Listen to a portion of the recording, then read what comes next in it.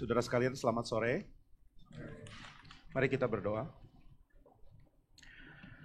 Bapa di surga, tolong kami untuk boleh mempunyai hati yang dibentuk terus oleh firman, sertai supaya kami boleh makin menikmati, dibimbing dan disapa oleh Tuhan kami, dihardik dan diberi peringatan jikalau perlu, dan juga diberikan topangan, kekuatan, dan terutama pengharapan melalui firman. Biarlah Tuhan yang berkati kami, pakai hamba-Mu dan sertai setiap kami, sehingga tidak ada hal yang kami luput untuk dengar dari firman. Ajar kami untuk mempunyai hati dan telinga yang sungguh-sungguh datang dari Tuhan, yang diberikan oleh Tuhan untuk kami boleh mendengarkan firman-Mu. Kiranya Tuhan yang berkati kami, sehingga apa yang kami dengar pada hari ini menjadi bagian yang penting di dalam pembentukan iman kami. Tolong hamba-Mu dan tolong setiap kami ya Tuhan. Dalam nama Tuhan Yesus kami berdoa. Amin. Saudara, mari kita membuka dari Injil Lukas.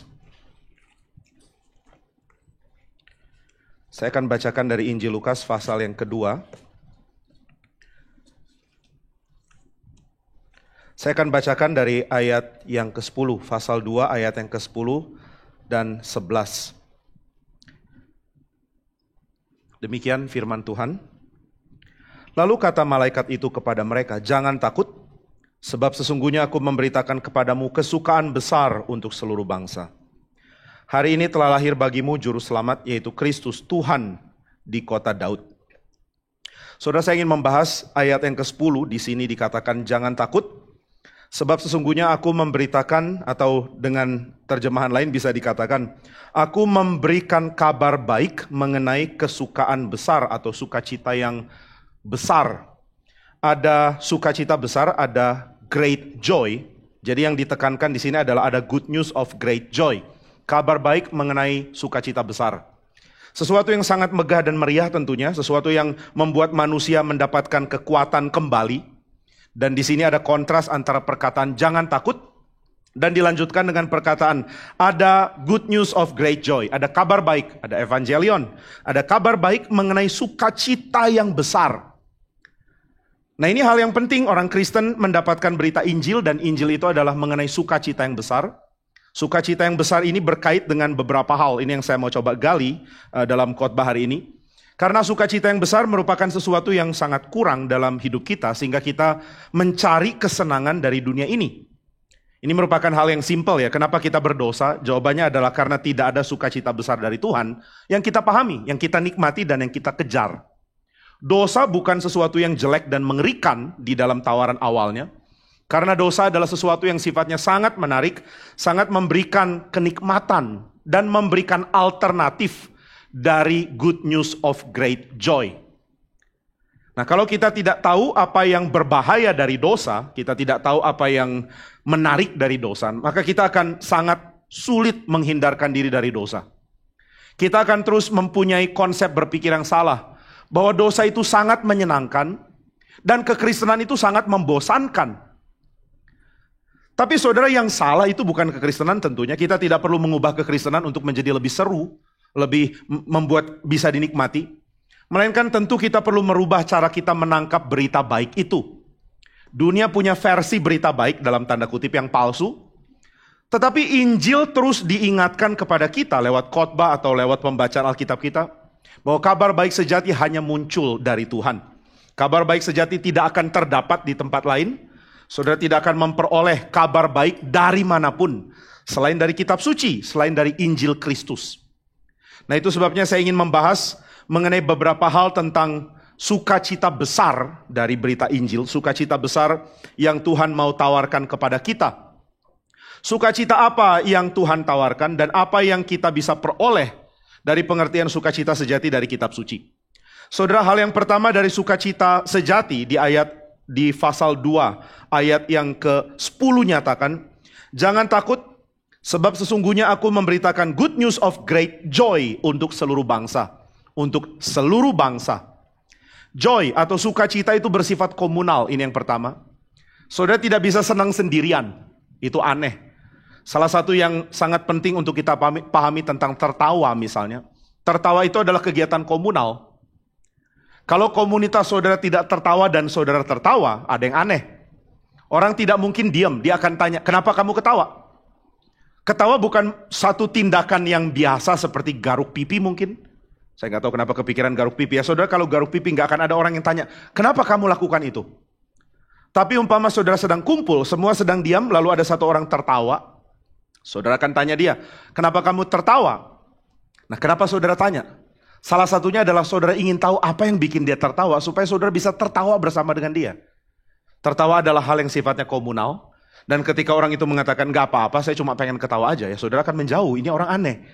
Ketawa adalah sesuatu yang sifatnya komunal. Joy adalah sesuatu yang sifatnya komunal. Sukacita itu komunal, tidak ada orang sukacita sendirian. Tidak ada orang bisa senang, kecuali dia ada dalam komunitas yang senang. Maka kalau saudara mengatakan, wah hidup saya kesepian, hidup saya sangat membosankan, hidup saya kosong. Saya mau dapat sukacita, di mana sukacita itu saya peroleh? Itu pertanyaannya pun salah. Saudara harusnya tanya, kalau hidup saya kosong, kalau hidup saya penuh dari sukacita, saya mau tahu di mana saya harus berada, di kelompok mana saya harus berada, supaya saya bisa menikmati sukacita. Sukacita adalah hal komunal. Nah, itu yang pertama yang kita mau bagikan, ada good news of great joy for all people. Berita baik ini bukan untuk satu orang, Tuhan tidak panggil satu gembala lalu mengatakan, kamu bersenang-senanglah. Enggak. Nah, itu sebabnya senang-senang secara individual adalah sesuatu yang merusak manusia. Orang bisa senang karena pakai obat bius sendirian. Orang bisa senang karena diam-diam sendirian nonton film porno. Orang bisa senang karena dia hisap ganja. Orang bisa senang karena dia dapat hiburan yang dia nikmati sendiri. Tapi tidak ada manusia bisa dibentuk, bahkan akan dihancurkan, kalau dia tidak menikmati komunitas yang mempunyai great joy bersama-sama. Yang jadi problem dengan Israel adalah tidak adanya great joy secara bangsa. Nah, maka saudara sekalian, kita perlu sebenarnya mengingat hal ini. Kita perlu mencari di mana sih umat Tuhan bisa bersukacita. Apa yang membuat umat Tuhan bersukacita? Di mana saya bisa memperoleh sebuah komunitas yang penuh dengan sukacita. Dan sukacita ini sukacita yang bukan dibuat-buat, sukacita yang sejati. Sukacita yang benar-benar dari dalam hati karena mengalami sesuatu yang penting dan benar. Nanti kita akan lihat apa-apa saja yang bisa membuat orang bersukacita. Tapi hal yang pertama adalah sukacita itu merupakan sesuatu yang sifatnya komunal. Kita sudah terpisah dari kehidupan komunitas karena segala hal bisa kita kerjakan secara individu. Dulu orang akan pergi ke pasar, akan tawar-menawar dengan penjual. Penjual dan pembeli akan ada interaksi. Mungkin orang akan berbicara dengan orang lain, dan di dalam pengaturan dari zaman Yunani koine, zaman abad pertama misalnya, ada pengaturan di mana orang berbelanja itu akan take place, akan berada di daerah sekitar agora. Agora itu tempat pertemuan di mana orang bisa kumpul lalu lemparkan ide masing-masing. Agora bukan pasar ya. Agora adalah tempat pertemuan yang sering dipahami sebagai pasar, tapi yang lebih tepat adalah ini adalah tempat pertemuan di mana orang berkomunitas, berbicara, saling membagikan pengertian atau melemparkan ide-ide yang dia pikir penting, dan juga belanja tentunya, berjual beli. Nah, tapi sekarang komunitas online sudah membuat kita terlepas dari komunitas. Ini komunitas online, komunitas yang aneh sebenarnya. Tidak ada interaksi. Saudara klik beberapa kali dan barangnya sampai di rumah. Apalagi saudara di tengah-tengah pandemi diharapkan tidak banyak interaksi dengan orang. Jadi saudara cuma klik beberapa kali dan tiba-tiba dalam beberapa waktu, entah berapa hari atau berapa jam, barangnya sudah ada. Tidak ada interaksi lagi. Nah, kita terpisah dari kehidupan komunitas, sehingga kita menganggap wajar hidup di dalam keadaan individu. Ya wajar dong, kalau saya sedih, saya mau disenangkan. Kalau saya kurang sukacita, saya cari sukacita. Ada perkataan umum yang dikatakan di dalam budaya kita, yaitu kalau itu membuat kamu senang, lakukanlah. Kalau kamu senang, kenapa tidak? Kalau memang menyenangkan hatimu, lakukanlah. Jadi kesenangan hati adalah sesuatu yang dipahami secara individual. Apa yang bikin kau senang? Memperoleh uang, beli rumah baru, atau mendapatkan barang bagus? Apa yang bisa bikin senang? Nah, itu tentu bukan great joy, karena great joy tidak mungkin dinikmati sendiri. Saudara, great joy itu membuat orang melimpah di dalam sukacita. Ada seruan yang penuh sukacita. Kalau saudara tidak ngomong, rasanya ada yang salah. Saudara ingin berseru bersama-sama. Sebenarnya ini yang ditawarkan di dalam gereja ya, ketika saudara menyanyi bersama. Itu bentuk seruan komunal. Mungkin kita tidak sadar, tapi inilah cara berserunya. Kita tidak minta saudara teriak-teriak di sini kan. Ayo semua mau punya exuberant joy, punya sukacita yang begitu berlimpah. Ayo teriak semua. Enggak, itu akan menjadi kacau. Maka saudara diminta nyanyi, misalnya tadi, dunia gemara dan soraklah. Ini saudara berseru bersama-sama. Ada sukacita yang dinikmati secara komunal. Nah maka saudara, ini adalah hal esensial dalam diri manusia. Kalau manusia tidak alami ini, kosongnya bukan main. Dan saudara tidak bisa ganti sukacita, great joy dalam komunitas dengan hal lain. Itu tak tergantikan. Nah maka kalau tidak ada komunitas yang bersukacita, saudara mau ganti dengan apa? Saudara tidak bisa gantikan hal yang esensial dengan hal yang non-esensial. Saudara tidak bisa gantikan hal yang substansial dengan hal yang sifatnya aksidental, tambahan. Saudara tidak bisa gantikan sukacita dalam komunitas dengan kesenangan pribadi. Itu tidak tergantikan. Saya tidak bilang tidak ada kesenangan pribadi, ada tentunya. Saudara mendapatkan sesuatu yang saudara senang ya, saudara senang sendiri, orang lain mungkin tidak terlalu ngerti. Tapi saudara itu tidak bisa gantikan sukacita dalam komunitas. Ada kelompok yang mengatakan bersama, kami bersukacita, termasuk setiap individu di dalamnya. Kami sedang bersukacita. Nah maka ini yang malaikat katakan, bahwa ada kabar baik, dan kabar baik isinya adalah ada great joy for you. Ada sukacita besar bagi komunitas Israel. Inilah kabar baik itu, inilah Injil. Injil itu komunal. Saudara tidak mengatakan kepada orang ketika saudara menginjili, saudara mengatakan, sudahlah jangan khawatir nanti mati masuk surga. Ya oke, itu benar, tapi ada aspek lain. Di mana komunitas saya bersukacita? Ini kabarnya kok. Kabar baiknya adalah ada great joy, ada sukacita besar untuk seluruh komunitas, seluruh umat, seluruh bangsa. Seluruh umat Tuhan akan menikmati bersama-sama. Mereka yang termasuk umat akan menikmati, yang tidak ya tidak mengerti. Herodes mendengar berita ini dan dia tidak bersukacita.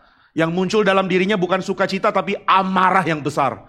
Dia mau bunuh seluruh Bethlehem punya anak-anak. Setiap anak umur 2 tahun ke bawah di Bethlehem mati. Karena saya dengar berita yang bikin saya marah. Jadi ternyata berita yang bikin umat Tuhan bersukacita, bikin Herodes marah. Berita yang bikin umat Tuhan bersukacita ditanggapi dengan biasa oleh seluruh kelompok yang tidak termasuk umat sejati. Nah ini hal pertama, ada sukacita besar secara komunitas yang diberikan. Dan ini dikaitkan dengan kelahiran Kristus. Jadi Kristus datang adalah sebuah sukacita besar karena Israel mempunyai rajanya kembali. Israel mendapatkan sukacita besar, dan Israel bukan cuma mereka di zaman perjanjian lama, tapi juga kita yang berbagian di dalam Kristus di perjanjian baru.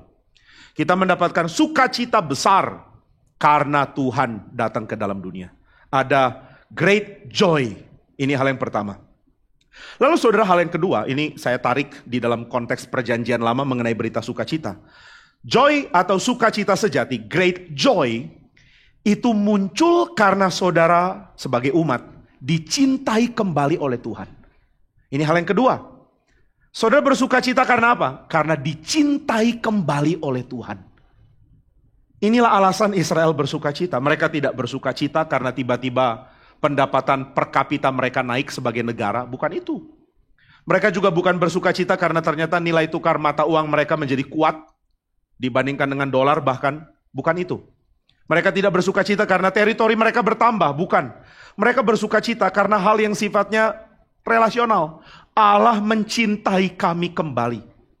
Engkau adalah kekasihnya Allah. You are loved again. Kamu sekali lagi dicintai oleh Tuhan. Ada pengalaman tradisi di sini. Saudara nggak bisa mengatakan aku dicintai kembali kalau saudara tidak menelusuri bagaimana Tuhan mencintai Israel dulu. Sama seperti Tuhan mencintai Israel dulu, demikian Tuhan mencintai Israel dan juga gereja Tuhan sekarang. Engkau dicintai lagi. Dan apa tandanya Tuhan mencintai? Tanda Tuhan mencintai adalah Dia mengirim anak tunggalnya. Karena begitu besar kasih Allah akan dunia ini, maka Dia mengaruniakan anaknya yang tunggal. Tuhan begitu mencintai, dan inilah pengalaman yang menakjubkan itu. Saudara, semua orang menyenangi keadaan dicintai. Tetapi tentu akan menjadi sangat menakutkan jika saudara dicintai oleh orang yang mengerikan. Karena dicintai menuntut respons. Ketika saudara menyadari saudara dicintai, saudara sadar respons yang wajar dari saudara adalah dengan sukacita mencintai kembali. Dan tentu cinta akan berkait dengan komitmen. Saudara tidak bisa bilang mencintai jika saudara tidak berani berkomitmen. Kalau dikatakan aku mencintai tapi ya kira-kira jalan sehari 2 hari aja ya. Saya nggak tahu ke depan akan cinta atau tidak. Itu bukan cinta. Nah maka setelah saudara mendengarkan bahwa Allah mencintai saudara, saudara akan berespons dengan mengatakan, aku pun akan mencintai dia untuk seterusnya. Nah maka dicintai adalah pengalaman yang menyenangkan jika saudara sadar bahwa yang mencintai adalah pribadi agung yang terbukti cinta dan karakternya. Tapi kalau yang mencintai saudara adalah pribadi yang mengerikan, itu bukan berita sukacita. Saudara akan berharap cinta itu tidak pernah muncul dalam diri orang itu. Dan saudara akan ingin menjauh tentunya. Saudara, ada bedanya antara dicintai oleh orang yang dikagumi dengan dicintai oleh orang yang kerjaannya, apa itu, stalking, betul. Saya bukan stalker, jadi saya nggak ngerti stalker itu. Benar istilahnya ya? Calvin, kamu pernah stalking orang? Oh, enggak, tapi istilah benar ya. Nah saudara nggak akan merasa full of joy. Saudara nggak mungkin merasakan great joy kalau saudara mulai diteror oleh orang yang saudara tidak suka. 1-2 kali didekati, 3-4 kali mulai rasa khawatir, 5-6 kali rasanya mau menjauh. Kalau bisa saya pindah ke Alaska, di Alaska cuma ada pinguin. Nah jadi saudara nggak ada yang menyenangkan dari dicintai oleh pribadi yang kita benci atau dicintai oleh pribadi yang kita tidak kagumi. Nah maka ada 2 hal yang bisa terjadi ya. Kalau ada orang mengatakan I love you once more, aku mencintai engkau lagi. Lalu saudara mengatakan, tunggu, ini orang mengerikan loh. Jangan bilang kau cinta saya ya, saya nanti pindah ke luar negeri kalau begini. Atau yang kedua, ada orang bilang mencintai dan saudara bilang, saya nggak kenal kamu. Perkataanmu tidak membuat aku bersuka cita. Nah waktu Israel mendapatkan berita baik, good news, tentang Allah yang mencintai kembali, mereka akan lihat sejarah dan mereka tahu ini Tuhan loh. Ini adalah Allah yang setia, ini adalah Allah yang menopang Israel. Ini adalah Allah yang menyatakan diri dengan cara yang berbeda dengan cara ilah-ilah lain menyatakan diri. Saudara, ini perbandingan yang akan dilakukan oleh kitab suci ya.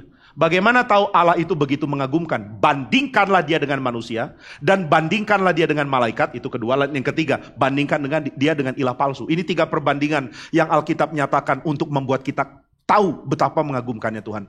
Pertama, bandingkan dia dengan manusia lain. Bandingkan dia dengan manusia. Engkau akan tahu dia jauh lebih agung, jauh lebih penuh kesetiaan, jauh lebih adil, jauh lebih berkuasa, jauh lebih mulia daripada siapapun. Ini perbandingan pertama. Perbandingan kedua, bandingkan dia dengan malaikat. Karena di dalam tradisi Yahudi, malaikat adalah yang mereduksi kemuliaan Allah dan menyatakannya supaya manusia tidak mati. Malaikat-malaikat itu ada di Gunung Sinai dan di dalam tradisi Israel dikatakan terang, api, dan juga awan yang penuhi Gunung Sinai. Itu adalah para malaikat, bukan Tuhan. Loh, jadi malaikat yang menyatakan kehadiran seperti membakar seluruh gunung? Iya, malaikat. Kenapa malaikat? Karena kalau Tuhan yang menyatakan kemuliaan, Israel tidak bisa bertahan. Jadi malaikat itu menyatakan kemuliaan Tuhan dalam versi reduktif, dalam versi yang dikurangi, sehingga orang tidak mati. Nah jadi saudara bandingkan Allah dengan malaikat, saudara akan tahu malaikat adalah versi reduktif dari Allah. Engkau mau tahu betapa mulianya Allah, dia jauh lebih mulia dari malaikat. Lalu yang ketiga, bandingkan Allah dengan berhala. Saudara, tidak ada kemungkinan berhala mencintai, karena berhala adalah personifikasi dari yang non-personal. Ini definisi penting untuk kita pahami ya. Kalau ditanya apa itu berhala, ya saudara ngomong kalimat pendek ini, orang akan ngangguk-ngangguk dan mengatakan, kamu terpelajar. Jadi apa itu berhala? Berhala adalah personifikasi dari yang non-personal. Uang itu berhala karena dipersonifikasikan. Demikian juga Baal itu berhala karena dia dipersonifikasikan. Dia adalah dewa langit, personifikasi dari langit. Dia adalah dewa badai, personifikasi dari badai. Apakah badai bisa bicara dengan saudara? Apakah saudara menyembah badai dan mengatakan, oh dewa badai aku mengagumimu. Lalu badai mengguntur dan mengatakan thank you. Enggak. Ini personifikasi dari yang non-personal. Maka saudara, penyembahan berhala itu adalah kekosongan, pembodohan manusia, dan mematikan jiwa manusia. Manusia tidak bisa berelasi dengan yang non-personal, nggak bisa. Saudara tidak bisa berelasi dengan sebuah kursi. Nggak ada dari antara saudara yang kembali ke angka yang sama ya, nomor kursi yang sama, lalu mengatakan we finally met again. Udah seminggu kita nggak ketemu ya, gimana kabarmu sih? Apakah kamu kedinginan? Apa waktu disemprot sakit? Gimana? Kasih tahu kalau sakit. Itu orang gila. Saudara nggak bisa berelasi dengan kursi, sama seperti saudara tidak bisa berelasi dengan patung batu atau patung kayu. Nah maka relasi dengan berhala itu mematikan kemanusiaan.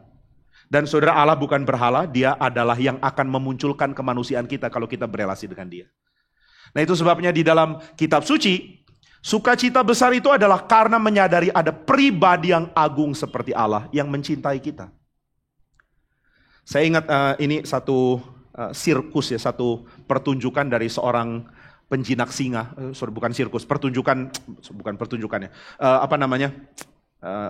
Film dokumenter tentang seorang yang saya nggak tahu namanya apa, penjinak singa atau apa. Dia pergi ke padang rumput Afrika dan dia bisa ketemu singa liar dan akrab dengan singa-singa loh.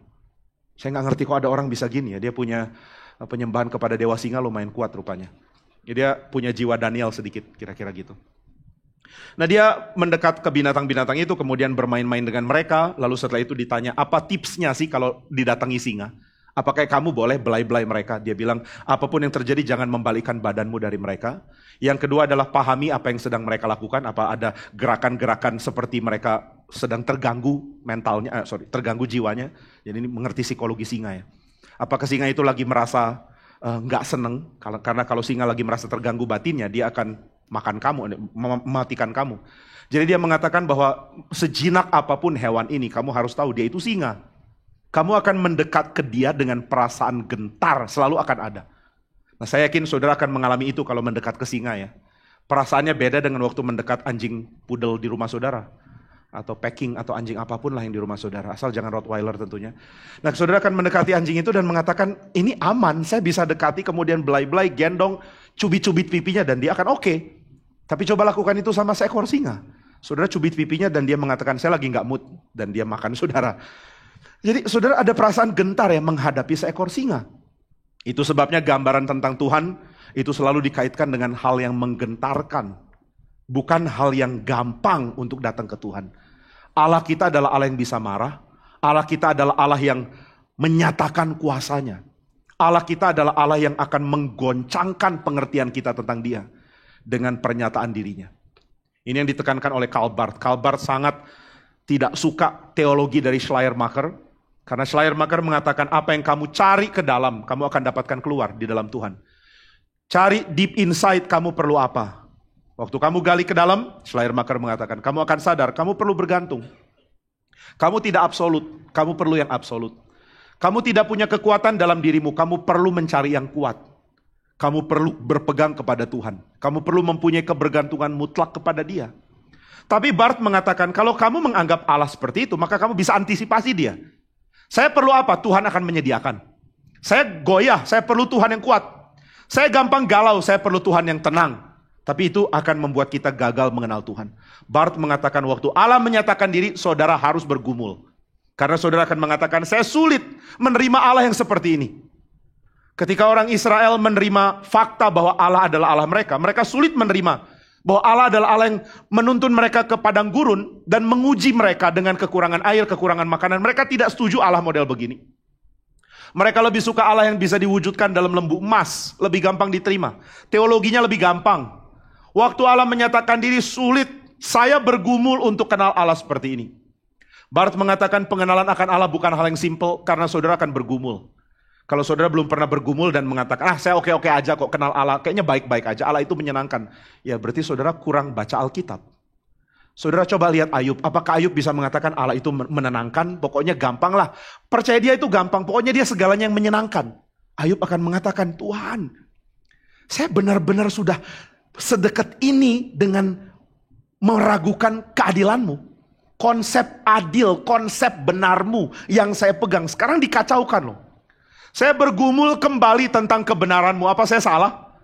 Kalau saya salah tolong kasih tahu. Kalau saya benar, kalau begitu gimana mengertinya ya? Ayub bergumul. Dan Allah menyatakan diri kepada dia dengan cara yang begitu mengerikan ya. Allah mengguntur dan menjawab Ayub dari dalam badai. Bukan hal yang gampang. Allah menjawab Ayub dari dalam badai.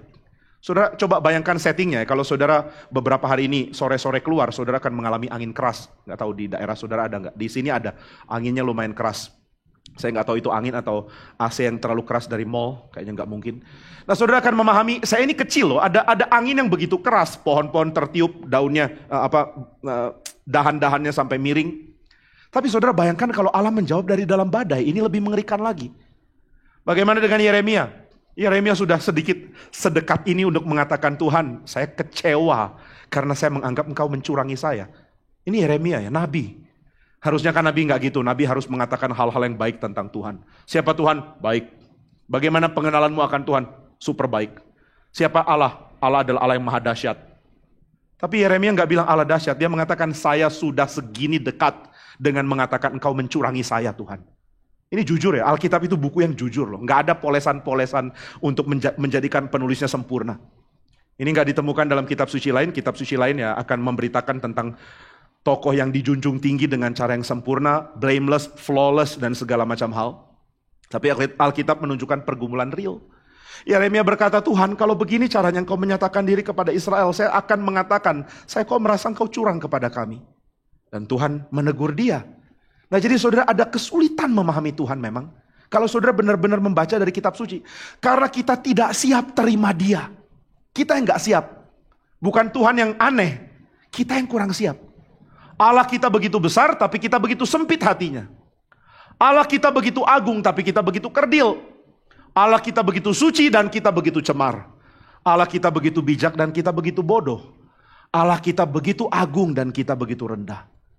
Itu sebabnya Agustinus mengatakan, Tuhan jika aku harus mengenal engkau, tolong perbaiki dulu saya. Perluas hatiku untuk bisa menampung engkau. Perdalam jiwaku untuk bisa menampung engkau. Bikin aku bijaksana untuk aku memahami engkau. Agustinus banyak mengatakan kalimat-kalimat indah. Tapi saya nggak tahu berapa banyak orang Kristen yang sudah baca karyanya. Kalau saya tanya bikin survei, sudah pernah baca karya Agustinus? Yang angkat tangan pasti sedikit. Saudara akan mengatakan itu kan bagi para teolog. Ya terserah saudara mau bilang itu bagi para teolog. Saudara kehilangan permata berharga dari sejarah gereja. You don't know what you're missing kalau saudara nggak baca. Menyesal pun nggak tahu karena nggak pernah ngerti. Sudah baca baru tahu, untung saya baca. Nah ini yang Pak Tong bilang ya, menyesal pun nggak tahu kalau nggak alami. Kalau alami mengatakan untung saya baca, untung saya mendengarkan nasihat untuk bertekun, membaca karya-karya penting. Nah ini yang dikatakan Agustinus, Tuhan kalau saya harus mengenal engkau, ada sesuatu yang harus dirubah dari saya.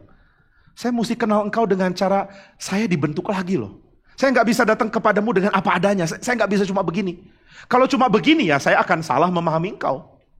Nah maka saudara orang harus belajar dulu untuk mengetahui siapa Allah, melalui belajar dari tradisi Israel. Dan ketika mereka memahami pergumulan Israel mengenal Tuhan dan pergumulan Allah berelasi dengan Israel, baru mereka tahu Allah adalah Allah yang begitu besar kasihnya. Besarnya Tuhan mengasihi Israel itu tak terbayangkan oleh saudara. Saudara kalau kita memahami dari pikiran kita ya, dari logika kita, dari cara kita berpikir, dari insting kita atau apapun namanya lah. Kalau saudara ditanya, coba berikan rumusan tentang Allah. Akankah saudara merumuskan tentang Allah yang hatinya bisa terganggu? Yang batinnya bisa merasa tertekan? Menurut saudara Allah bisa tertekan gak perasaannya? Enggak dong, gak bisa, mana bisa, Allah gak mungkin begitu. Tapi Alkitab menggambarkan tentang Allah yang tertekan karena Israel berdosa. Allah yang hancur hati karena manusia berdosa. Nah Allah yang seperti ini yang memperkenalkan diri sebagai yang mencintai Israel. Allah seperti ini yang memperkenalkan diri sebagai suaminya Israel. Relasi suami istri itu relasi yang benar-benar dekat ya. Saudara tidak akan nggak akan menemukan relasi apapun yang lebih dekat dari relasi suami istri. Kalau saudara bilang, orang tua anak juga dekat, enggak. Orang tua anak tidak akan sedekat suami istri. Tentu orang tua dan anak sangat dekat. Tapi tidak mungkin menggantikan kedekatan suami istri. Relasi Tuhan dan Israel seperti relasi suami ke istrinya. Istri yang rusak, yang jahat, yang pergi dengan laki-laki lain, lalu tidur dengan banyak laki-laki. Kemudian Allah sang suami itu berseru dengan sakit hatinya. Saya buang kamu Israel.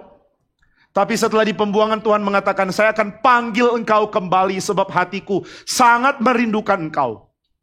Lalu saudara mengatakan ini Allah apa sih kayak begini? Kok Allah seperti ini? Tapi saudara itu yang manusia perlukan. Manusia perlu cinta yang sejati.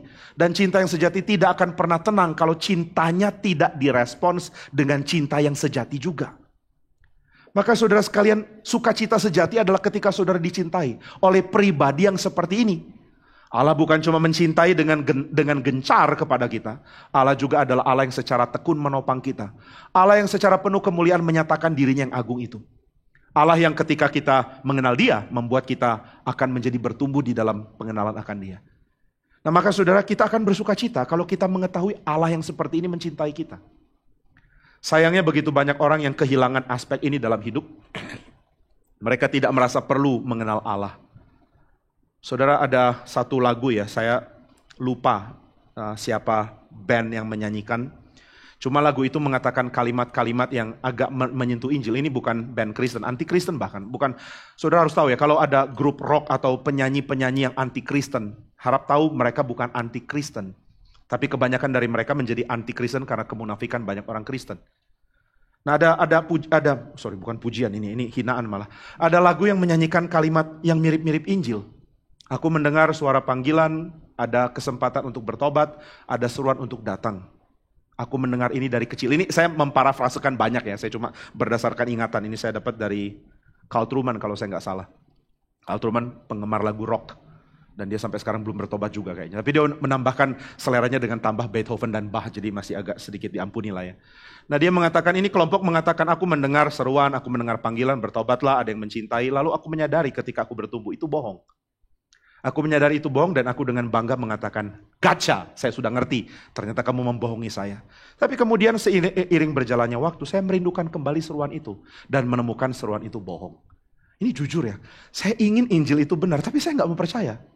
Tapi kemudian saya sadar Injil itu harusnya benar. Kalau enggak, saya kesepian loh. Dan ya saya menolak Injil, maka saya kesepian. Mirip dengan seruan dari Friedrich Nietzsche. Nietzsche mengatakan Tuhan itu udah mati dan kita mati kalau begitu. Kita kehilangan kemanusiaan kita karena Tuhan itu nggak ada. Waduh, ini seruan yang benar-benar negatif ya, benar-benar gelap. Aku perlu Tuhan, tapi aku nggak percaya Tuhan. Nah banyak orang kehilangan aspek ini ya, dicintai oleh pribadi yang begitu agung seperti Allah. Nggak ada lagi yang seperti dia. Maka saudara, sukacita Israel adalah ketika Allah mengatakan, aku mencintai engkau lagi. Dan Israel adalah bangsa yang punya tradisi simbolik. Tuhan memberikan banyak simbol kasihnya.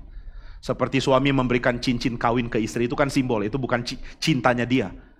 Istri gak akan bilang bahwa cincin, saya lagi gak pakai, sorry, tapi bukan berarti saya tidak mencintai istri saya. Cincin kawin itu tidak menggantikan cinta suami tentunya. Kalau cincin itu hilang, istri tidak bilang, di mana cintamu ya suamiku? Cintamu hilang, enggak, itu cincin, itu cuma cincin, itu enggak sama dengan cinta suami, tapi itu adalah simbol dari cinta suami. Israel banyak mendapatkan simbol dari Tuhan. Mereka percaya bahwa Daud diberikan itu tanda cinta Tuhan. Ini satu tradisi yang kita kurang ngerti ya. Bagi orang Israel, Daud adalah tanda cinta Tuhan bagi mereka. Dan tanda cinta yang lebih besar adalah anak Daud yang akan datang nanti. Itu tanda cinta Tuhan. Bait Allah itu tanda cinta Tuhan. Yerusalem itu tanda cinta Tuhan. Jadi Tuhan banyak kasih hadiah tanda cintanya kepada Israel. Kita ada dalam tradisi ya, harap masih terjadi ya. Tradisi sering memberikan hadiah ya. Saya nggak ngomong ini supaya saudara kasih hadiah loh, nggak usah. Cuma kita ada dalam tradisi tukar-menukar hadiah kan. Saudara memberikan hadiah Natal, saudara memberikan ke orang-orang yang saudara akrab, teman-teman saudara. Itu kan tanda kasih, aku memberikan tanda bahwa kamu teman saya, ini hadiahnya. Tentu hadiahnya harus disesuaikan dengan apa yang saudara mau ekspresikan kan. Saudara akan menyatakan, inilah perasaan kagumku, inilah perasaan pertemananku kepadamu dan aku memberikan ini. Nah saudara, Israel itu penuh dengan tradisi pemberian dari Tuhan. Mereka diberi tanah yang berlimpah susu dan madunya. Diberi para hakim, diberi nabi, diberi begitu banyak. Lalu tiba-tiba ada periode mereka dibuang. Gak ada pemberian lagi. Tuhan tarik pemberiannya, Tuhan melupakan mereka. Tuhan membuang mereka dari ingatan. Dan sebagian orang yang setia kepada Tuhan akan mengatakan, ini adalah tanda saya sudah tidak ada harapan. Tapi kemudian Tuhan memberikan kembali pemberiannya, yaitu seruan para nabi. Tuhan mengatakan, aku akan mengasihi engkau kembali. Dan apa tanda cinta kasihnya? Tanda cinta kasihnya adalah ada pemberian Tuhan lagi. Nah mana pemberian Tuhan? Malaikat mengatakan pemberian paling besar adalah anak Allah jadi manusia. Jadi ketika Tuhan seperti membuang mereka, Tuhan memperbaiki kembali relasi mereka dengan pemberian paling besar yang belum pernah diberikan sebelumnya. Pemberian Yesus itu lebih besar dari pemberian bait suci. Yesus lebih besar dari Salomo. Yesus lebih besar dari Daud. Yesus lebih besar dari tanah di Kanaan yang berlimpah susu dan madunya. Yesus Kristus adalah pemberian terbesar Allah bagi Israel. Jadi saudara, malaikat mengatakan, ayo bersukacita. Ada good news of great joy. Karena Allah mengasihi engkau lagi. Ayo datang. Tuhan mencintai engkau, hai Israel. Inilah pemberiannya, inilah tandanya. Nah ini hal yang kedua, saudara bersukacita besar karena apa? Karena Tuhan mencintai saudara lagi. Dan cinta itu selalu bersifat imbal balik ya. Saudara mendapat cinta dan saudara memberikan cinta. Alasan saudara belum mencintai Tuhan sangat mungkin adalah Tuhan belum mengekspresikan kasihnya kepadamu. Dia mungkin memanggil engkau tapi engkau masih keraskan hati. Tapi pada waktu engkau mengatakan, Tuhan saya tidak mau keraskan hati lagi. Aku mau belajar mencintai engkau. Baru dari situ saudara sadar Tuhan tadinya murka kepada saudara, tapi Tuhan merubah hatinya dan Tuhan mencintai saudara. Tuhan mencintai saya lagi, dan ini yang membuat kita bersuka cita. Jadi komunitas umat Tuhan bersuka cita karena mereka dicintai lagi oleh Tuhan. Dan inilah yang ditekankan di dalam bagian kedua. Kenapa ada great joy? Kenapa ada sukacita besar? Karena Israel dicintai lagi oleh Tuhan. Kemudian hal yang ketiga, kenapa ada sukacita? Nah, ini pengertiannya sangat ada dua argumen ya. Ini pengertiannya pakai dua argumen. Kenapa ada sukacita besar? Karena menyadari bahwa dunia yang diciptakan Tuhan lebih besar dari dunia yang saya alami. Inilah pemahaman tentang sorga. Saudara harus percaya sorga itu real. Saudara mungkin percaya sorga ada, tapi saudara tidak menganggap sorga itu real seringkali. Karena kita tidak merasa bahwa realm yang namanya sorga itu realm yang penting. Apakah sorga penting? Penting. Tapi penting dalam hal apa? Penting dalam memperluas cakrawala hidup kita. Saudara melihat hal yang paling baik dari dunia dan mengatakan inilah yang memberikan saya sukacita.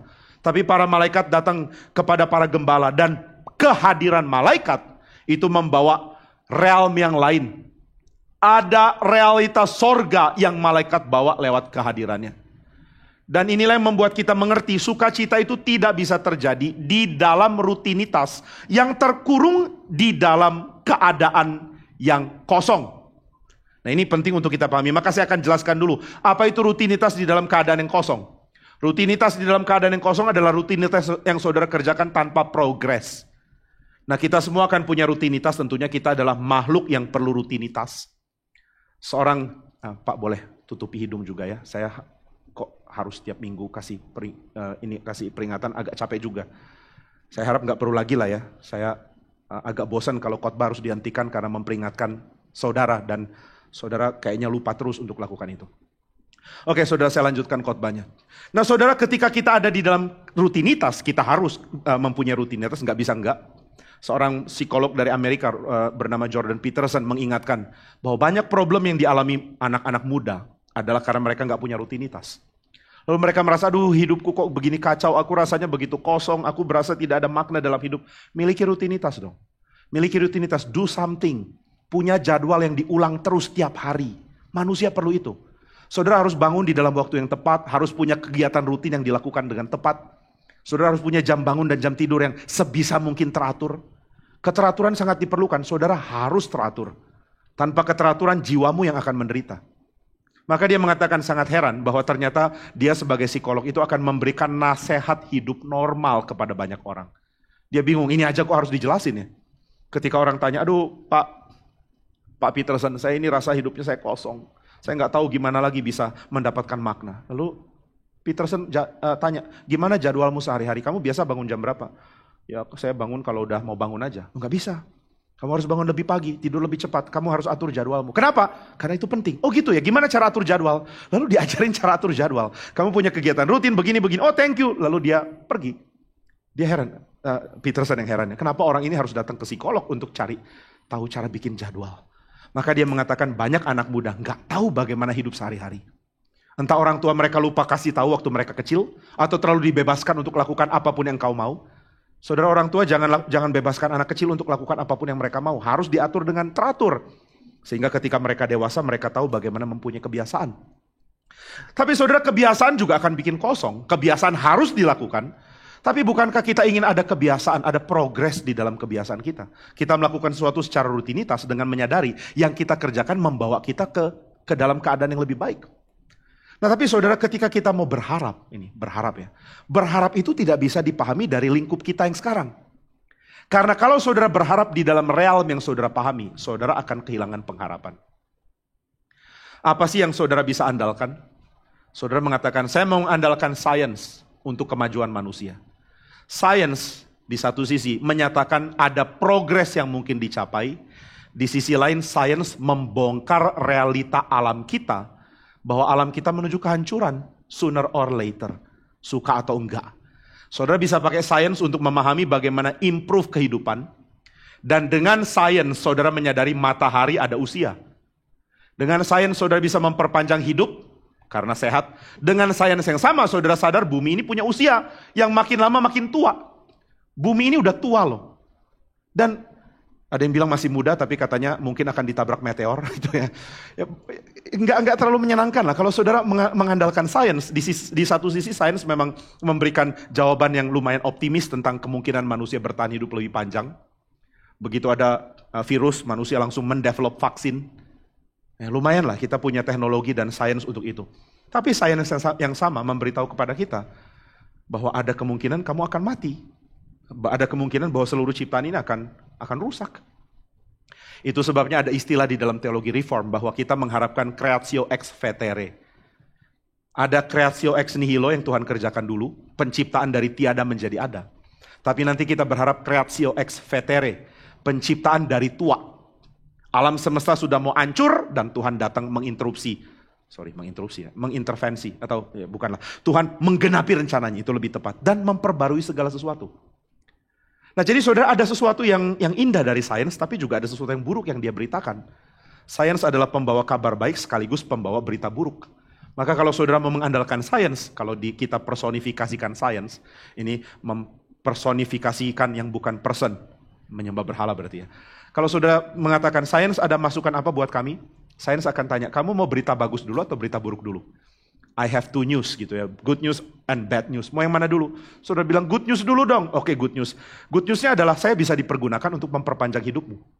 Lalu apa bad newsnya? Bad newsnya adalah saya akan beritahu kamu, bumi ini akan hancur gitu ya. Terus apa gunanya saya panjang umur kalau kemudian alam ini nggak bisa bertahan? Nah, maka saudara akan melihat gambaran tentang ini, tentang dunia real kita. Nggak ada harapan. Harapan ada, tapi setelah itu ketiadaan harapan akan mengambil alih. Saudara bisa mempunyai hidup, tapi kemudian mati akan mengambil alih. Saudara bisa berharap kepada pemerintah, dan saudara sadar pemerintah juga adalah salah satu ancaman terbesar bagi rakyat. Saudara tahu ya, ada perdebatan tentang penggunaan senjata di Amerika. Apakah boleh orang mempunyai senjata yang berat, senjata mesin dan lain-lain? Ada yang mengatakan boleh untuk disimpan di rumah, untuk bela diri, untuk mengamankan diri. Lalu orang tanya, ngapain kamu pakai senapan mesin? Apa gunanya bela diri pakai senapan mesin? Jawabannya adalah kalau pemerintah kami jadi jahat, kami bisa lawan mereka dengan ini, meskipun itu sangat sulit. Nah, jadi ada ketidakpercayaan. Pemerintah itu sangat baik, tapi di sisi lain bisa sangat jahat. Terutama orang-orang Yahudi sangat mengerti ini. Sehingga mereka yang sudah punya pengalaman buruk dengan pemerintahan Jerman mengatakan, pemerintah Amerika sekarang sangat baik, tapi nggak tahu ke depan bagaimana. Jangan-jangan kami dibantai lagi. Jadi pengharapan apa? Pemerintah? Enggak. Pengharapan tidak ada di dalam lingkup yang kita alami sebagai manusia. Saudara selidiki manusia sepanjang sejarah. Saudara selidiki dengan berbicara kepada semua orang. Saudara akan menyadari, tidak ada harapan melalui apa yang sudah kita alami. Pengharapan itu harus datang dari luar.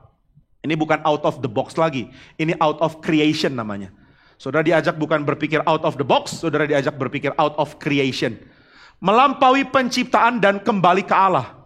Nah, ini yang malaikat bawa. Kehadiran malaikat tentu membuat para gembala kaget. Dan mereka mengatakan, ada kabar baik, ada sukacita besar. Dari mana sukacitanya? Dari sorga turun ke bumi, ada anak Allah jadi manusia. Dan yang sampaikan malaikat dulu.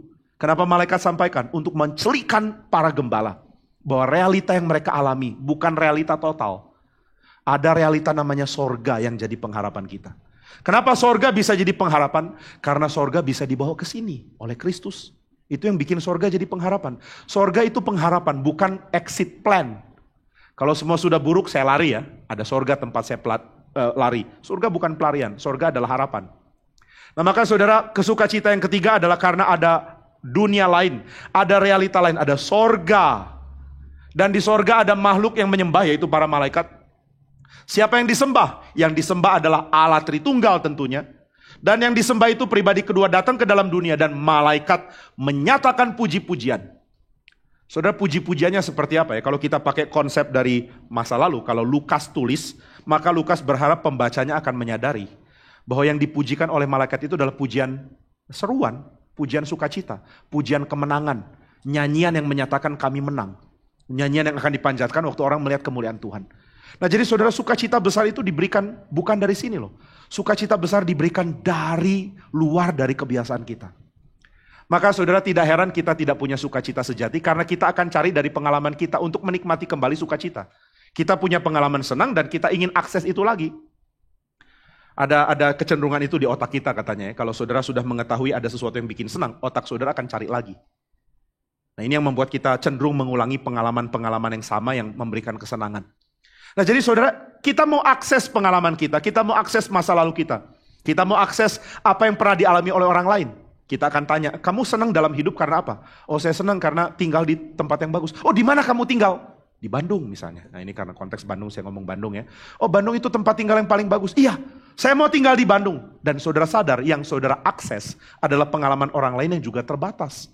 Kesenangan sejati tidak terdapat dari pengalaman manusia. Bahkan kesenangan sejati tidak terdapat dari pengalaman seluruh manusia digabungkan. Lalu dari mana kesenangan sejati? Dari sorga turun ke bumi. Nah ini kalau kita nggak ngerti ya sudahlah. Saya menyerahkan saudara ke dalam belas kasihan Tuhan. Karena kebanyakan orang setelah dengar khotbah balik lagi ke kehidupan awal kok. Bahkan dengar ini pun merasa sangat menderita kapan khotbahnya selesai. Saya benar-benar nggak ngerti ya orang-orang yang nggak bisa menikmati khotbah. Saudara kalau nggak menikmati firman Tuhan, mau apa lagi sih dalam hidup?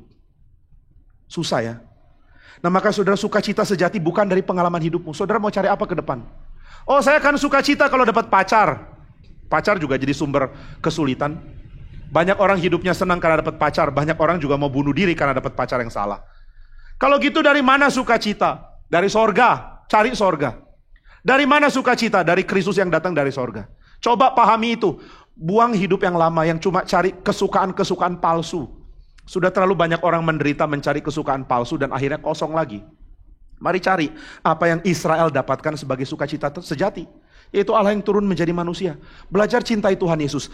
The moment saudara mencintai Tuhan Yesus adalah momen keberadaan sukacita itu dalam diri saudara. Saya pernah bilang ke saudara, saya harap bisa ada kabel dari sini ke saudara untuk membagikan pengalaman saya. Bagaimana mencintai Tuhan Yesus merubah saya. Saya berubah. Dan saya harap saudara berubah seperti saya. Kalau engkau belum pernah mempunyai pengalaman berubah, mencintai Tuhan Yesus, merubah segala sesuatu. Sulit untuk mengerti apa yang dikatakan oleh para malaikat. Ada sukacita besar. Kenapa ada sukacita besar? Karena sorga mengunjungi kamu. Sorga bukan cuma mengunjungi, sorga akan dibawa kepada kamu. Bukankah ini sukacita terbesar? Ini hal yang ketiga. Lalu hal yang keempat, kenapa ada sukacita terbesar? Karena malaikat mengatakan engkau bebas dari perhambaan. Saudara, sukacita adalah karena saya bebas. Nggak ada sukacita di dalam keterbelengguan. Dibelenggu tidak membawa sukacita. Dibelenggu itu bikin orang sengsara sekali. Maka ketika saudara hidup di dalam belenggu, saudara tidak punya sukacita. Begitu banyak orang hidup dalam belenggu. Belenggu dosa. Dan saudara jangan tafsirkan dosa sebagai tindakan-tindakan moral yang rusak. Karena banyak orang yang anggap dirinya nggak berdosa. Saudara bukan pelacur. Saudara bukan pezinah. Kalau ada bertobatlah. Saudara bukan pembunuh. Maka saudara mengatakan, saya nggak berdosa. Aku tidak pernah melakukan dosa itu. Tapi ketahuilah dosa itu kuasa yang membuat saudara sulit mencintai Tuhan. Ketika saudara rasa, kenapa saya nggak bisa mencintai dia? Kenapa aku tidak merasa sukacitaku ada pada dia? Ya pada waktu itu saudara sadar, inilah kuasa dosa. Belenggu dosa yang sedang membuat saudara menjadi hamba. Nah maka saudara, malaikat datang dan mengatakan, engkau sudah waktunya bebas. Tuhan mau bebaskan engkau. Dan saudara, cara Tuhan untuk menunjukkan bagaimana kebebasan itu adalah sesuatu yang penuh sukacita. Dia lakukan dengan cerita loh. Tuhan bercerita. Bercerita tentang apa? Tentang Israel yang dibuang. Di tengah pembuangan mereka diperhamba oleh Babel, mereka tidak punya kebebasan, mereka tidak bisa jadi umat.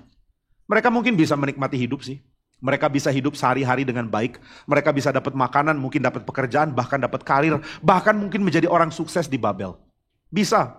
Tapi mereka menemukan bahwa kalau Tuhan tidak membebaskan mereka dan menjadikan mereka umat lagi, gak ada gunanya mereka hidup. Mereka merindukan bisa menjadi umat lagi. Ada kalimat mengharukan dari Mazmur 42 misalnya. Yang mengatakan aku merindukan Tuhan seperti rusa merindukan bisa mendapatkan sungai yang berair. Saudara, kalau rusa cari sungai yang berair itu tandanya dia mendapatkan sungai kering terus. Kalau enggak dia enggak rindu sungai yang berair kan. Rusa mencari sungai yang berair. Sungai pertama kering, sungai kedua kering, sungai ketiga kering. Di mana ada sungai yang berair? Dan rusa akan cari terus dan dia punya memori terbatas kalau menurut beberapa penafsir. Sehingga rusa itu akan balik lagi ke sungai pertama, ke sungai kedua, ke sungai ketiga. Balik lagi ke pertama. Dia cuma tahu jalur itu. Dan dia akan putar-putar terus sampai mati. Nggak ketemu air. Nah saudara, inilah gambaran pembuangan. Kita sedang ada di dalam pembuangan. Kita dibuang, kalau Martin Luther katakan. Bukan dibuang ke Babel secara fisik. Saudara dan saya dibuang karena kesenangan di dalam Tuhan adalah hal asing bagi kita. Kita nggak ngerti apa itu dicintai oleh Tuhan dan mengapa itu menyenangkan. Tapi para malaikat mengatakan bahwa engkau akan dibebaskan. Tuhan akan memperkenalkan diri sebagai yang membebaskan engkau. Membebaskan dengan memberikan engkau hati yang baru, hati yang kembali melihat kepada Tuhan. Hati yang menyadari, kalau Tuhan mencintai saya, maka saya bebas. Bebas untuk apa? Bebas untuk menjalankan cintaku kepada Tuhan di dalam kehidupanku hari demi hari. Maka saudara, Allah menyatakan di dalam poin yang keempat ini, bahwa perhambaan manusia adalah perhambaan yang sangat menyengsarakan. Karena perhambaan yang didapat oleh manusia, itu adalah perhambaan yang membuat dia kehilangan senang yang sejati. Dia nggak bisa senang di dalam pengertian sejati. Saudara bisa lihat bagaimana kacaunya manusia ketika dia menyenangi hal-hal yang membuat dia mati. Ada orang-orang yang menyenangi hal yang menjijikkan dan itu membuat kita sangat-sangat terganggu mendengarnya. Ada orang yang akan mencintai, menyukai untuk melakukan pelecehan kepada orang lain secara seksual misalnya. Ada orang yang baru terangsang kalau dia bisa secara kagetan meraba orang lain misalnya. Bukankah ini membelenggu ya? Kesenanganmu kok kayak gini? Ada orang yang senang kalau dia bisa mengambil barang orang lain mungkin. Ada yang kesenangannya baru terpenuhi kalau dia melakukan tindakan yang benar-benar aneh di dalam pandangan orang. Ada orang yang kesenangannya adalah mengganggu kenyamanan orang lain. Ada orang yang kesenangannya itu hal-hal yang hina sekali. Wah, kalau saudara lihat kesenangan manusia berdosa, saudara akan geleng kepala dan mengatakan mengerikan. Dosa sudah messed up our minds. Mengacaukan pikiran kita, mengacaukan selera kita. Sehingga manusia bisa terikat dengan hal yang menjijikan luar biasa. Dan dia tidak bisa lepas. Benar-benar menjijikan. Dan yang lebih mengerikan lagi adalah sebelum dicerahkan, manusia tidak melihat belenggu itu sebagai belenggu. Manusia tidak lihat dia sedang dibelenggu. Saudara tanya sama orang yang misalnya, ini contoh yang mengerikan sekali. Orang yang mempunyai kecenderungan pedofilia misalnya. Saya ingin culik anak lalu selewengkan dia. Memanipulasi dia secara seksual. Saya mencintai anak-anak, saya ingin bersetubuh dengan anak-anak kecil misalnya. Itu yang dikatakan oleh orang-orang pedofilia. Lalu saudara mengatakan mengerikan sekali kalau kamu seperti itu. Tapi orang yang sedang mengalami itu mengatakan, ini seleraku loh. Aku punya kesukaan di sini. Kalau aku suka harusnya normal. Nggak bisa, itu nggak normal. Dan kau harusnya dihukum kalau kau berani melakukan apa yang kau pikirkan itu. Tapi saudara, bukankah ini juga yang dialami oleh orang-orang yang menyukai sesama seks misalnya. Laki-laki dengan laki-laki, perempuan dengan perempuan. Sama merusaknya, sama kacaunya. Tapi manusia nggak bisa lepas. Manusia mulai ada dalam tahap di mana mereka mulai lihat ini nggak salah loh. Dan ketika saudara melihat orang-orang begitu menjijikan di dalam kesenangannya, saudara akan sadar dirimu pun ada kesenangan menjijikan yang kau nggak bisa buang. Kesenangan menjijikan yang harusnya nggak ada. Kesenangan menjijikan yang bisa disembunyikan tapi tidak bisa disembunyikan di hadapan Tuhan. Banyak orang punya kesenangan menjijikan, merasa bisa aman dengan menjadi munafik, bukan bertobat, munafik. Sembunyikan dan tutup dengan kerohanian. Dan kerohanian menjadi jalur pelarian dari banyak orang seperti ini. Kenapa banyak pemimpin agama melakukan pelecehan seksual kepada anak-anak? Kenapa banyak pastor di tradisi Katolik lakukan itu? Pura-pura sembunyi di dalam kesucian. Saya bisa mengekang diri, saya menahan diri, saya tidak bersetubuh dengan perempuan, saya tidak menikah. Tapi memanipulasi begitu banyak orang di bawah umur. Gila. Tapi bukankah ini ditutup dengan kesalehan? Hati-hati, gereja jadi tempat dari banyak sekali orang aneh. Saudara, doakan orang-orang yang punya jiwa yang masih kacau, tapi doakan dirimu juga supaya engkau tidak menjadi sombong dan merasa dirimu sudah bebas dari segala bentuk kekacauan. Manusia itu dibelenggu, dan kalau kita selidiki begitu banyak hal dalam diri kita yang gak bisa kita lepas. Ada satu orang yang cuma tahu marah-marah, orang ini sangat stres dengan dirinya. Kenapa ya? Kalau saya komunikasi dengan orang, gak ada kesabaran, tiba-tiba langsung meledak dan ngamuk. Setelah ngamuk baru saya sadar harusnya saya gak ngomong itu. Tapi tiap kali begitu. Dia gak punya orang yang benar-benar peduli dia. Setiap orang mulai kenal sadar ini orang kalau udah meledak kasarnya bukan main. Kata-kata kasar akan keluar sehingga orang membenci dia. Lalu dia mulai sadar saya gak bisa hidup seperti ini. Dia dibelenggu. Begitu banyak orang dibelenggu dengan tindakan yang benar-benar membuat dia akan dikecualikan, diusir dari kehidupan komunitas. Kasihan sekali. Manusia tidak bisa lepas, manusia terbelenggu. Tapi masih bangga mengatakan aku bebas. Bodohnya bukan main. Sama seperti ketika Yesus mengatakan kepada orang Israel, kepada orang-orang Yahudi, jika engkau benar-benar adalah muridku, kamu harus tetap dalam firmanku. Kalau kamu tetap dalam firmanku, kamu benar-benar adalah muridku. Dan kamu akan mengetahui kebenaran, dan kebenaran itu akan memerdekakan kamu. Jawaban mereka, kami tidak pernah dijajah siapapun.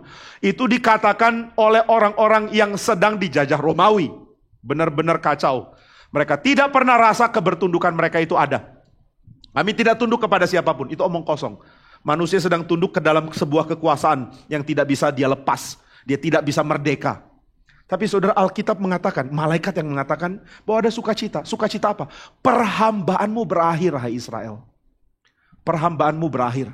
Berarti saudara ada jalan loh. Tuhan menyatakan ada saat untuk lepas dari perhambaan itu. Mari datang ke Kristus. Mari bertobat, tinggalkan hidupmu. Minta kekuatan dari Tuhan. Kalau saudara mengatakan, saya sudah coba nggak bisa, coba lagi. Masa coba sekali nggak bisa langsung berhenti? Saudara nggak akan lakukan itu dalam studi kan? Saudara sudah coba bikin PR nggak bisa lalu berhenti? Enggak, saudara akan coba lagi dan coba lagi. Nah, maka mari coba, tinggalkan dosamu, doa sama Tuhan, minta hatimu dirubah. Kalau hatimu punya kecenderungan yang salah, jangan senang di situ, jangan justifikasi dengan alasan apapun. Jangan mengatakan, oke dong saya begini karena banyak yang lain lebih parah. Itu cara untuk membuat engkau makin dibelenggu, dan orang yang terbelenggu adalah orang yang sengsara. Dia tidak pernah mengerti apa itu bebas dari dosa. Dia tidak tahu indahnya mampu hidup dengan baik. Kasiannya, inilah manusia. Maka saudara, malaikat menyatakan ada sukacita besar, dan di dalam tradisi kitab nabi-nabi dikatakan sukacita besar itu terjadi karena perhambaanmu sudah berakhir, hai Israel. Engkau bukan lagi budaknya Babel, engkau bebas. Dan ini yang Tuhan mau nyatakan kepada kita, engkau bukan budak dosa lagi, engkau dibebaskan. Bagaimana bisa bebas? Dengan kita pindah.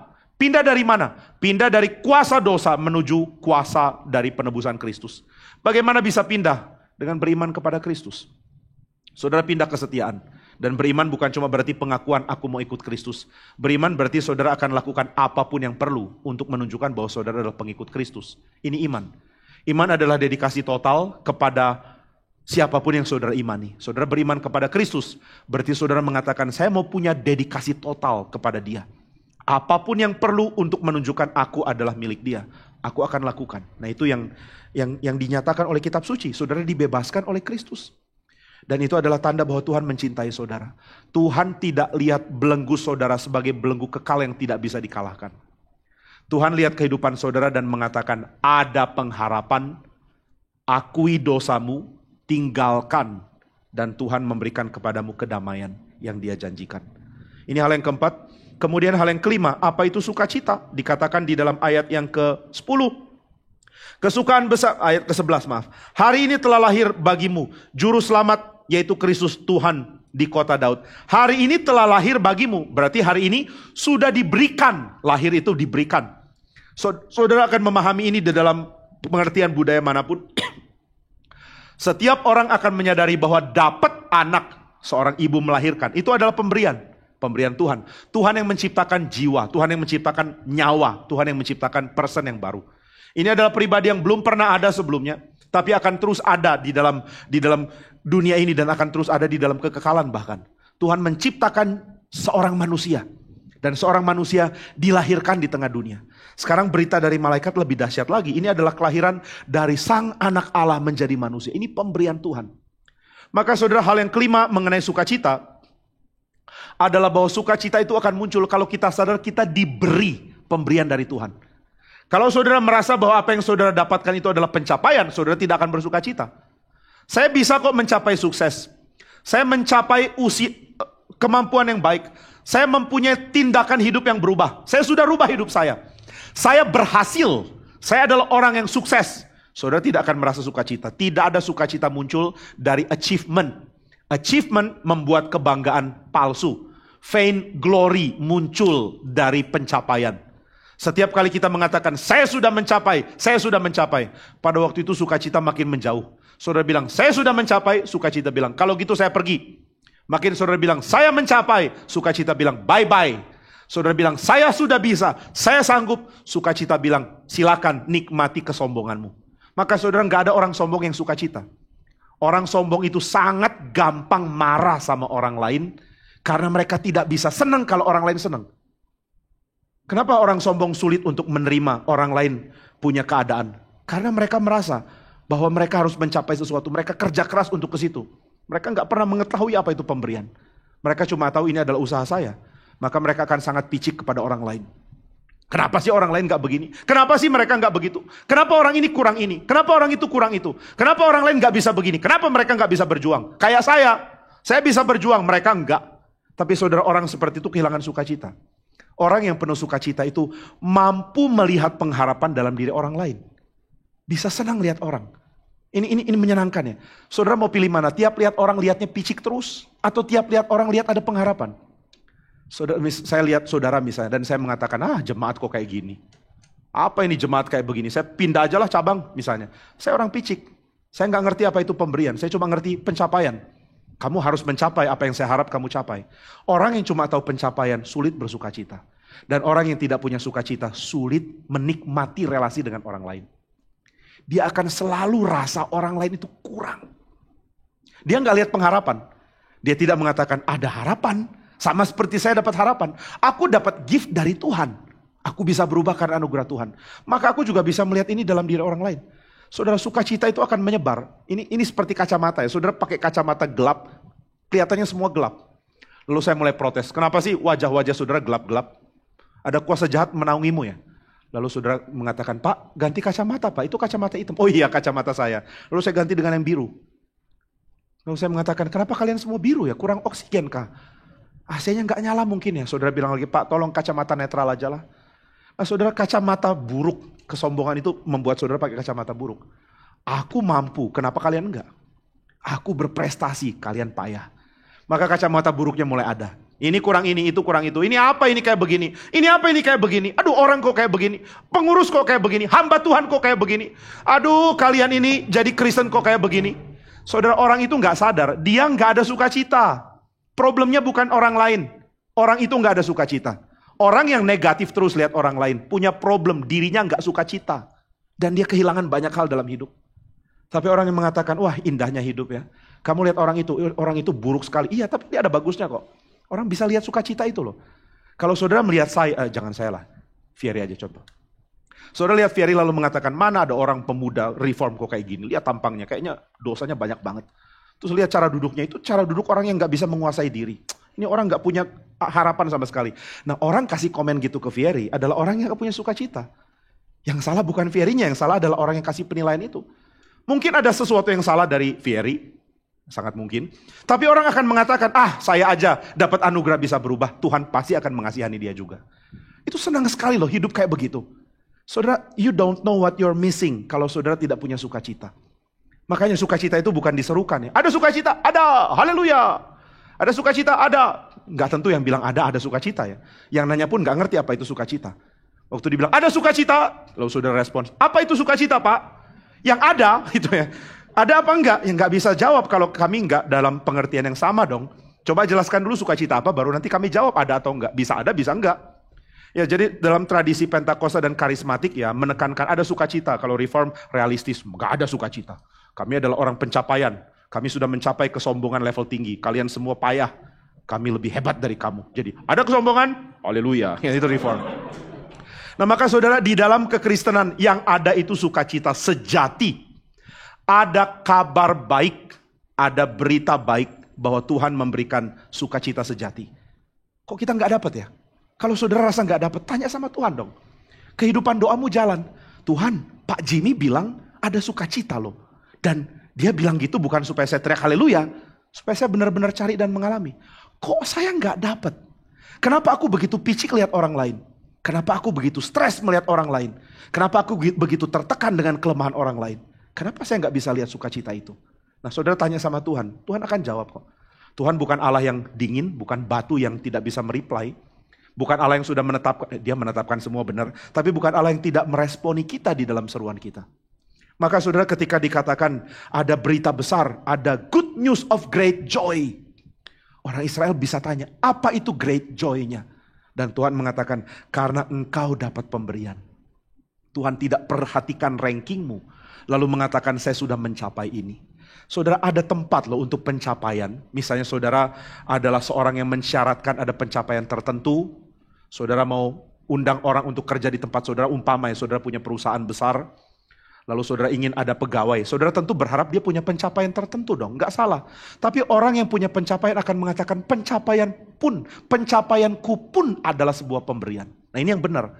Jadi saudara jangan melupakan kualitas orang. Saya nggak mau saudara mengatakan, sudahlah pencapaian nggak penting. Nilaimu berapa? 3,9. Nilaimu berapa? 1,9. Sama aja. Nggak sama, ini dua beda. Nah tapi saudara akan mengatakan pencapaianku itu gift. Kalau saudara mengatakan ada orang rajin, ada orang malas. Yang rajin akan mengatakan pencapaianku itu gift, pemberian dari Tuhan. Pencapaianku itu adalah sebuah gift, sebuah pemberian dari Tuhan. Dan itu yang akan membuat dia sukacita. Nah kenapa Israel bersukacita? Karena raja mereka diberi oleh Tuhan. Karena kebebasan mereka diberi oleh Tuhan. Karena keadaan damai mereka diberi oleh Tuhan. Nah inilah makna Natal. Natal adalah saat di mana kita mengetahui Tuhan memberikan kepada kita pemberian. Lalu bagian terakhir, joy yang sejati. Good news of great joy. Ini diberitakan kepada para gembala. Kelompok yang sangat rendah dan negatif. Gembala itu bukan rendah karena miskin ya. Saudara kalau pikir gembala itu rendah karena miskin, maka saudara salah mengerti. Gembala itu rendah karena mempunyai jiwa budaya yang kacau sekali. Mereka adalah orang oportunis, mereka adalah orang kasar, kadang-kadang merampok.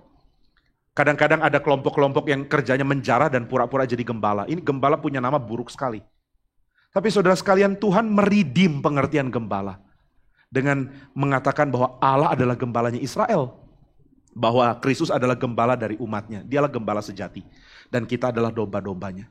Dan Tuhan mengatakan bahwa dia memberikan kabar baik ini untuk orang-orang rendah itu. Ada good news for the lowly. Ada berita baik untuk mereka yang rendah. Maka saudara mari nikmati ini ya. Ada highest glory dan ada lowest human condition di sini. Ada yang paling tinggi dan paling rendah. Dan dua-duanya berjumpa di Kristus. Ada kalimat penting dari seorang teolog, Fern Poitras. Fern Poitras mengatakan tanpa Kristus paradoks itu akan jadi paradoks abadi. Manusia dan Allah akan selamanya ada dalam paradoks. Gak pernah bisa menyatu tanpa Kristus. Tapi dengan Kristus Allah dan manusia bersatu. Natur ilahi dan natur manusiawi dalam satu pribadi. Itu Kristus. Tanpa Kristus paradoks sejati, paradoks akan selalu menjadi paradoks. Tapi dengan Kristus yang paling tinggi yaitu kemuliaan sorgawi. Dan yang paling rendah yaitu para gembala. Menyatu. Kristus lahir dan yang paling tinggi dan paling rendah itu menyatu. Dan ini yang dilakukan Kristus di dalam pelayanannya. Bayangkan saudara di dalam pelayanan dia. Ini mungkin saudara pernah dengar dari khotbah. Saya lupa, Pak Ivan kalau nggak salah yang pernah bilang. Di dalam pelayanan Kristus ada pemungut cukai dan ada orang zelot. Dua-duanya dalam satu kelompok murid. Kita kalau mengatakan pemuritan ya. Saya mau pemuritan. Langsung klasifikasi kelompok lalu pisah-pisah orang kan. Kristus nggak lakukan itu. Dia gabungkan orang zelot dengan pemungut cukai. Saudara tahu orang zelot biasanya lakukan apa?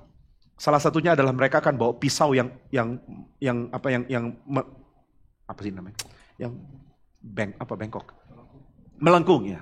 Saya kok lupa. Yang melengkung dan tajam bukan main. Mereka akan selipkan di balik jubah. Lalu mereka akan jalan-jalan kalau lihat pemungut cukai atau lihat orang-orang Romawi, mereka akan diam-diam keluarkan lalu tusuk perutnya kemudian lari. Jadi nggak ketahuan apa yang terjadi. Tahu-tahu orang itu kesakitan jatuh dan mati kehabisan darah.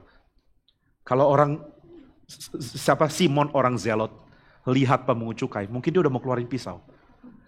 Dan Yesus pernah mengingatkan untuk murid-murid simpan pedangnya. Waktu Yesus mau ditangkap, Petrus keluarkan pedang, berarti murid-murid bawa pedang loh. Jangan pikir ini adalah pertemuan dari orang-orang ramah yang nggak bisa melakukan kekerasan. Yesus tidak mengumpulkan orang-orang lemah lembut yang penuh cinta kasih. Yesus mengumpulkan orang yang sangat potensi saling bunuh kalau mungkin.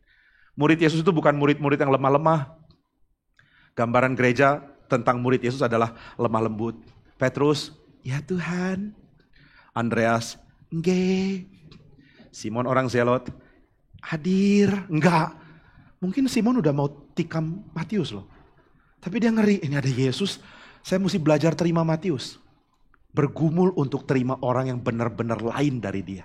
Ini gereja ya, gereja bukan kumpulan orang yang sama.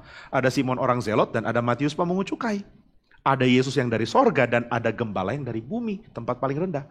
Glory to God in the highest. Kemuliaan bagi Tuhan di tempat paling tinggi. Dan damai di bumi di antara orang yang diperkenan Tuhan. Sekalipun itu orang rendah. Di dalam Kristus yang paling tinggi dan paling rendah bersatu. Dan ini yang bikin sukacita. Yang bikin sukacita adalah Tuhan tidak lihat perbedaan ini sebagai perbedaan tak terjembatani. Perbedaan ini dijembatani di dalam Kristus. Saudara bisa dengan aman jadi orang yang berbeda dengan orang lain.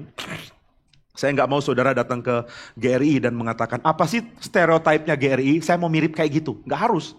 Kalau itu nggak asli dari saudara ya. Saudara nggak perlu sama dengan orang lain di sini, tapi saudara perlu hidup suci memang. Itu yang jadi kesamaan dan itu semua disatukan di dalam Kristus. Maka sukacita terbesar, good news of great joy adalah yang paling tinggi dan paling rendah sekarang akan bertemu. Yang paling mulia dan paling hina disatukan di dalam Kristus.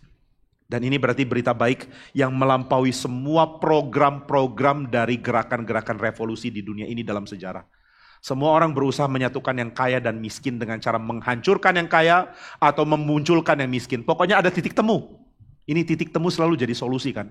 Bagaimana orang kaya dan orang miskin disatukan? Titik temu, yaitu jadi sedang. Yang kaya jangan kaya, yang miskin jangan miskin. Semua jadi sedang. Kalau sudah ditanya, kamu kaya atau miskin? Sedang, nah itu aman. Sedang menjadi kaya, itu yang bahaya. Tapi cara Tuhan gak begitu, yang kaya tetap kaya. Yang miskin tetap miskin mungkin. Tapi ada kemurahan hati, ada saling memberi, ada keakraban, ada cinta kasih, ada kepekaan untuk memenuhi kebutuhan orang.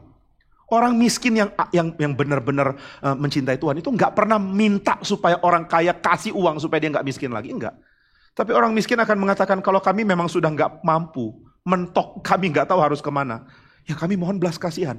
Mereka nggak akan bilang, hei orang kaya, 1 bulan kamu dapat berapa? Orang kaya bilang ya 70 sampai 170 juta. Kalau lagi jelek, usahanya rendah, ya 70 juta seminggu. Itu yang jelek. Yang miskin kaget, hah? Lu dapat 70 juta seminggu? Saya sampai 7 turunan gak tentu dapat 70 juta. Ini gak adil. Saya mau 60 juta untuk saya, 10 juta untuk dibagi-bagi sama kamu. Enggak begitu. Itu revolusi yang ngaco dari seruan dari Karl Marx. Tuhan mengatakan yang kaya tetap kaya aja. Gak apa-apa. Yang miskin tetap miskin gak apa-apa. Orang miskin juga gak akan mengatakan kasih uangmu untuk saya. Orang miskin yang punya martabat akan mengatakan, saya pekerja keras, saya nggak mencuri, saya kerja halal. Dan kalau Tuhan percayakan kepada saya uang segini, saya bangga dengan itu. Nggak perlu sebut miskin. Nah maka orang-orang seperti ini nggak akan mengatakan, orang kaya kasih uang supaya saya agak kaya sedikit. Supaya saya bisa ngerti apa itu nginep di hotel. Supaya saya bisa beli Rolex, paling nggak usah Patek Philippe. Nggak ada orang miskin yang benar-benar cinta Tuhan yang akan melakukan itu. Jadi yang kaya akan tetap kaya, yang miskin akan tetap miskin. Tapi harus ada keadilan. Apakah kamu kaya karena memang layak? Atau kamu tipu orang? Apakah orang ini miskin karena memang Tuhan percayakan begitu? Atau karena dia dijahatin orang? Karena apa yang harusnya dia dapat tidak diberikan. Nah ini yang orang Kristen harus pikirkan. Tapi saudara, Tuhan tidak merancangkan yang paling kaya dan paling miskin ketemu di titik tengah. Yang kaya kurangi kekayaan, yang miskin tambah kekayaan. Jadi ketemu di titik tengah. Kalau ketemu di titik tengah, ini jadi solusi yang mengerikan. Bayangkan ada laki-laki, ada perempuan. Gimana titik tengahnya? Waria. Enggak benar kan? Laki-laki tetap laki-laki, perempuan tetap perempuan. Perempuan gak usah jadi kelaki-lakian. Dan laki-laki jadi keperempuan-perempuanan untuk ketemu di tengah. Solusinya bukan ketemu di tengah, solusinya ketemu di Kristus. Yang kaya dan miskin solusinya ketemu di Kristus. Laki-laki dan perempuan solusinya ketemu di Kristus. Yang Yahudi dan non-Yahudi solusinya ketemu di Kristus. Simon orang Zelot dan Matius pemungut cukai solusinya ketemu di Kristus. Kalau nggak ada Kristus mereka udah bacok-bacokan. Simon orang Zelot pakai pisau. Matius lempar uang, karena dia punya uang. Nah jadi saudara, paradoks paling tinggi dan paling rendah, ketemunya di Kristus. Dan Kristus mau itu ketemunya di salib.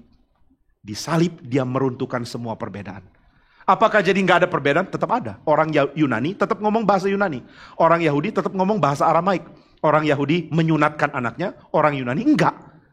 Orang Yahudi nggak makan babi meskipun sudah Kristen. Orang Yunani kalau makan babi menghormati yang Yahudi yang nggak makan babi. Saudara, menghormati orang yang nggak makan babi itu wajar di dalam kekristenan zaman dulu. Sekarang aja kita pamer-pamer babi panggang.